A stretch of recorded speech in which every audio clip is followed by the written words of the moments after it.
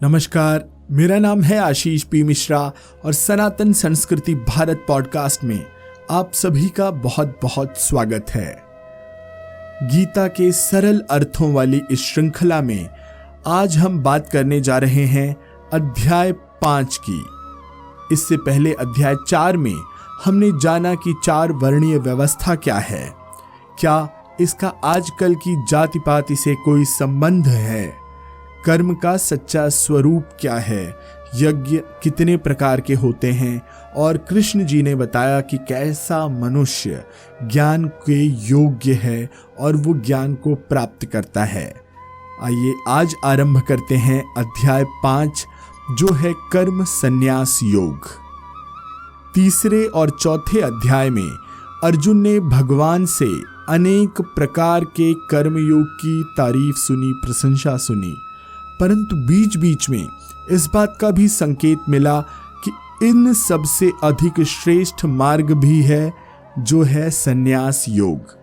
संन्यास योग और कर्म योग फलस्वरूप एक समान है। कर्म योग उतना ही अच्छा है जितना संन्यास योग। यह हमको मनन करना तथा एकाग्रचित्त होना सिखलाता है, जिसके बिना आध्यात्मिक यात्रा की आखिरी मंजिल तक पहुंचना असंभव है। कर्म करना चाहिए, पर यह वासना से दूषित नहीं होना चाहिए।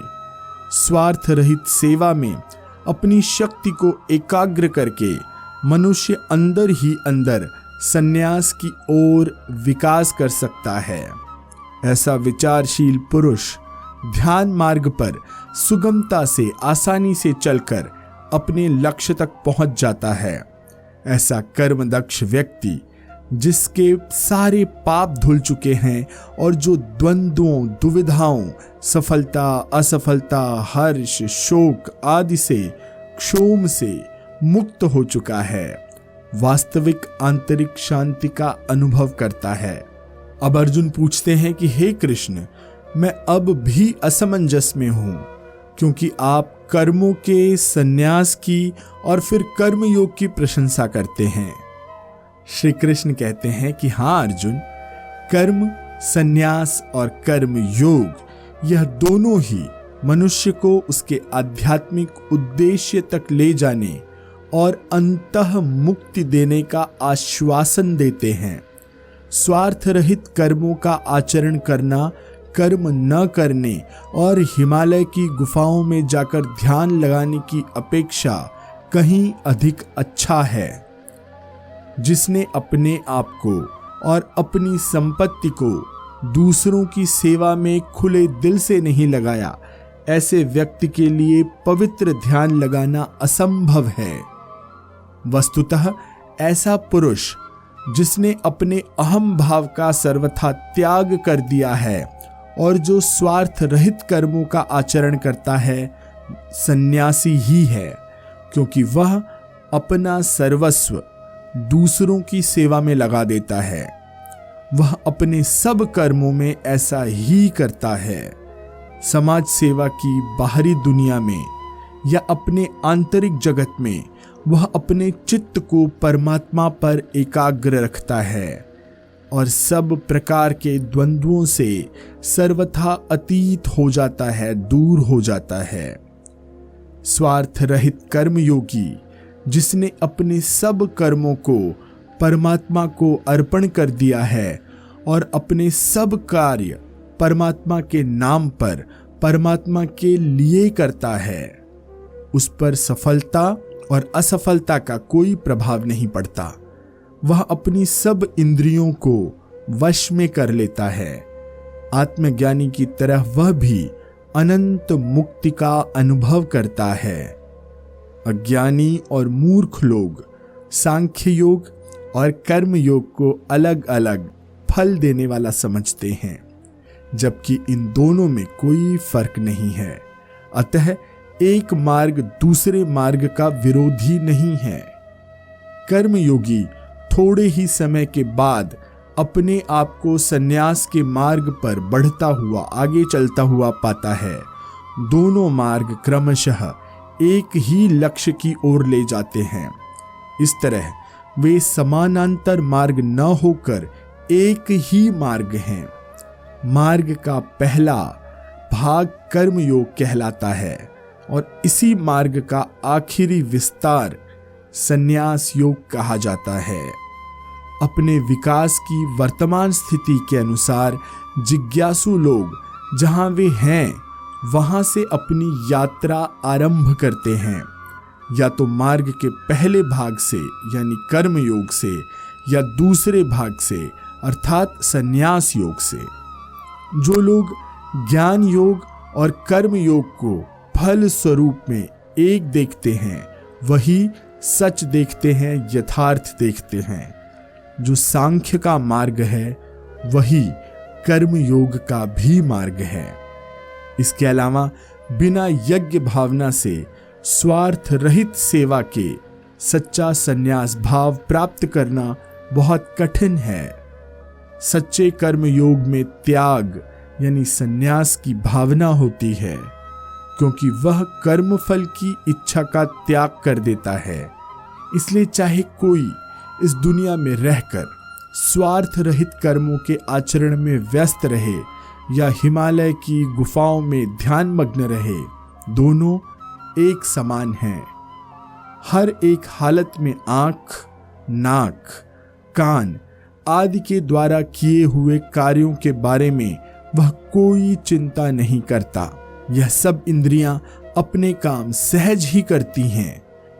ऐसे जिज्ञासुओं का दृढ़ विश्वास होता है कि वे स्वयं कुछ नहीं करते, वे स्वयं कुछ कर ही नहीं सकते। वे संसार की घटनाओं से जल में कमल के पत्ते की भांति निर्लिप्त रहते हैं, अनछुए रहते हैं। कमल के पत्र पानी में उगते हैं और सदा पानी में ही रहते हैं, फिर भी वे भीगते नहीं हैं। ऐसे ही सिद्ध पुरुष संसार के वातावरण और अपने कार्यों से कभी दूषित नहीं होते हैं, मैले नहीं होते हैं। इस मनोभाव के द्वारा ममत्व बुद्धि रहित होकर केवल इंद्रिय, मन, बुद्धि और शरीर द्वारा भी आसक्ति को त्याग कर अंतःकरण की शुद्धि के लिए कर्म करते हैं। वे लगातार उन्नति करके पारंगत हो जाते हैं। उनका आत्मा से एक ही भाव हो जाता है और कर्मों का फल त्याग करके वे अनंत शांति को प्राप्त हो जाते हैं। इसके विपरीत सकाम पुरुष कामना की प्रेरणा से फल में आसक्त होकर बंधते हैं और अपने आप को विनाश को सौंप देते हैं। व्याकुलता और शोक से वे सदा ही विचलित रहते हैं। अब अर्जुन पूछते हैं कि हे भगवान, कृपया इस संन्यास के भाव को विस्तार पूर्वक समझाइए। यह अधिक मनोरम हो रहा है, इसमें मेरी रुचि बढ़ रही है। श्री कृष्ण कहते हैं कि केवल शरीर से होने वाला त्याग ही संन्यास नहीं है। सच्चा त्याग मन से होना चाहिए। त्याग की गई वस्तु की कामना फिर कभी नहीं होनी चाहिए। यह बौद्धिक विश्वास से उत्पन्न होता है जो विवेक पर, सोच पर आधारित है। सब स्थूल शरीरों में शुद्ध आत्मा एकमात्र स्वामी के नाते स्थित है। शरीर की ज्ञानेंद्रियों की सब चेष्टाओं को वह देखते रहती है, सभी कोशिशों और प्रयासों को, कर्मों को वह देखती रहती है, पर स्वयं तनिक भी प्रभावित नहीं होती। वह स्वयं कोई भी कार्य नहीं करती, न वह शरीर, न मन और बुद्धि से अपने अपने कर्तव्य को कहती है। जीव के कर्म फल की भी उसकी कोई इच्छा नहीं होती। वह न किसी के पाप कर्म को और न किसी के शुभ कर्म को ग्रहण करती है। वह पाप और पुण्य से परे है। इस प्रकार आत्मा सदा अविचल शांति का अनुभव करती है। पर जब सब वासनाएं उसकी दृष्टि को ढक लेती हैं तो वह अपने को कर्ता यानी कि करने वाला और अनुभव करता जीव मानने लगती है। तब यह कर्म के फल के लिए अधीर हो जाती है और उसके न मिलने पर शोक करने लगती है। यह अच्छी तरह समझ लेना चाहिए कि महान तथा शुद्ध आत्मा सीमाबद्ध कर्मों में अनुरक्त नहीं होती है, लिप्त नहीं होती है, और न जीव की अपूर्ण खुशियों से ही उसका कोई सरोकार है, कोई संबंध है। आत्मा और जीव के बीच का यही संबंध है। इस दुर्बोध अति सूक्ष्म सत्य को समझना साधारण मनुष्य के लिए कठिन है। अज्ञान के कारण वह समझता है कि वह मन और बुद्धि समेत एक शरीर ही है, पर तत्व ज्ञान द्वारा यह अज्ञान सत्य की अप्रतीति नष्ट हो जाती है। जैसे कि सूर्य के निकलते ही सारा अंधकार गायब हो जाता है, तब अहम भाव पूरी तरह से मिट जाता है और वह परमात्मा के स्वरूप में जाकर स्थित हो जाता है। संसार सागर को पार करने के लिए केवल समदृष्टि ही एक नौका है, नाव है। सन्यासी और कर्मयोगी का अंतिम अनुभव बिल्कुल एक जैसा ही होता है। श्री कृष्ण कहते हैं कि जब सिद्ध पुरुष के हृदय में तत्व ज्ञान का सूर्य पूरी तरह से उगा होता है, तब वह जानता है कि सब कुछ एक ही सच्चिदानंद घन परमात्मा का खेल है। ब्राह्मण तथा गौ, हाथी, कुत्ते और चांडाल में भी वह समदर्शी ही होता है, उनको एक जैसा ही देखता है। वह इन सब में एक परमात्मा, एक परब्रह्म की सत्ता को देखता है। जब उसका विषम भाव पूरी तरह से नष्ट हो जाता है, अलग अलग देखने का भाव पूरी तरह से नष्ट हो जाता है, तब वह सदा के लिए मुक्त हो जाता है। वह सदा नित्य ध्रुव आनंद का अनुभव करता है, अर्थात जो आनंद कभी हिल नहीं सकता। हर्ष से न तो वह प्रफुल्लित होता है और न दुख से दुखी या शुद्ध होता है। परमात्मा के ध्यान रूप योग में अभिन्न भाव से स्थित मन लगाने वाला पुरुष अक्षय आनंद का, न समाप्त होने वाले आनंद का अनुभव करता है। सच्चा कर्मयोगी भी उसी आनंद के शिखर का अनुभव करता है, क्योंकि दोनों का अहम भाव, अहंकार मिट जाता है। इस अक्षय आनंद की प्राप्ति के लिए अहम को जीतना जरूरी है, क्योंकि इसके रहते हुए केवल अस्थायी सुख ही संभव है। इसलिए हे अर्जुन, यदि तुम इस नित्य आनंद को चाहते हो, उसको पाना अब भी संभव है। तुम्हें इच्छा और क्रोध से उत्पन्न क्षोम और व्याकुलता से अलग रहने की शक्ति और साहस है। अतः कामना और क्रोध को पहले जीतना चाहिए, इच्छाओं को पहले जीतना चाहिए।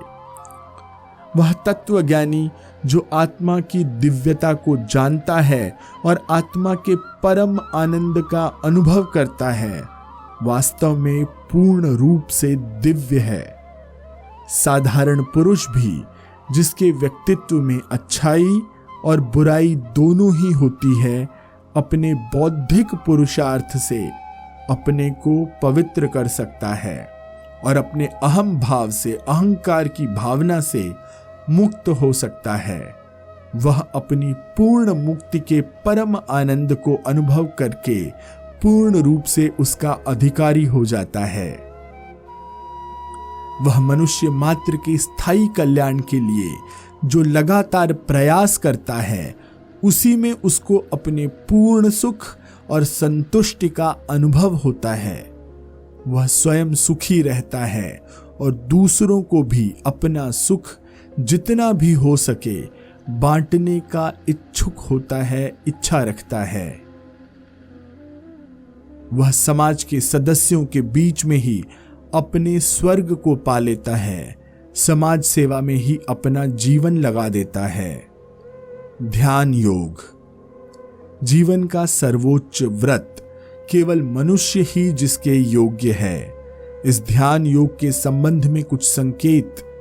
ध्यान या मनन की कला विचारों और भावनाओं को एक ताल करके आंतरिक केंद्र को ढूंढ निकालना, उसमें आसीन अनंत शांति का साक्षात्कार करना।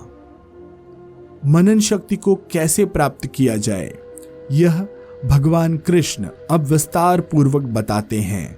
भगवान कहते हैं कि उचित कर्म के आचरण का एकाग्र चित्त होकर अभ्यास करना मनन विधि का सार संक्षेप में यह है। मनुष्य के शरीर, मन और बुद्धि में पूर्ण प्रीत युक्त एक ताल सहयोग होना चाहिए। ज्ञान और कर्म इंद्रियों को वश में करके बाहर के विषय भोगों को बाहर निकाल देना चाहिए, क्योंकि उनके चिंतन से मन व्याकुल रहता है। इस प्रकार बाहर की बाधाओं से सुरक्षित होकर मनन करने वाले को चाहिए कि वह अपने मन को धीरे धीरे दृढ़ता से शांत करे। कैसे?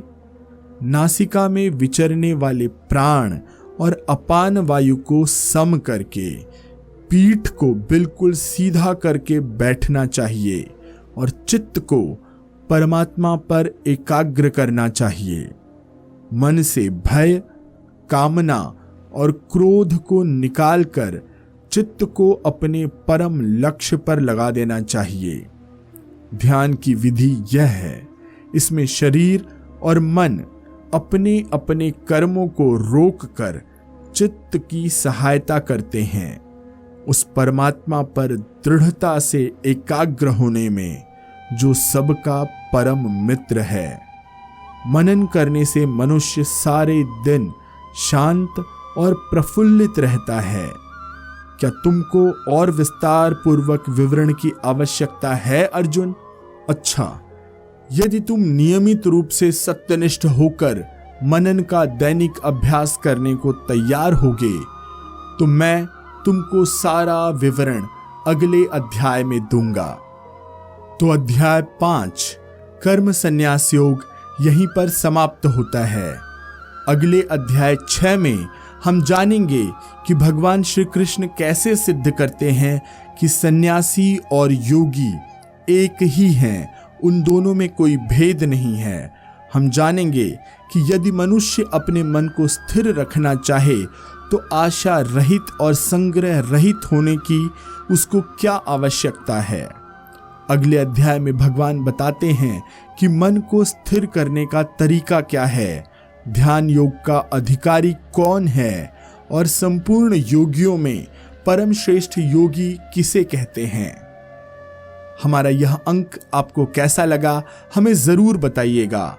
आपके कमेंट से, आपकी प्रतिक्रियाओं से हमारा जोश और उत्साह बढ़ता है। पिछले अंकों के लिए आपकी जो प्रतिक्रिया आई उसके लिए बहुत बहुत धन्यवाद।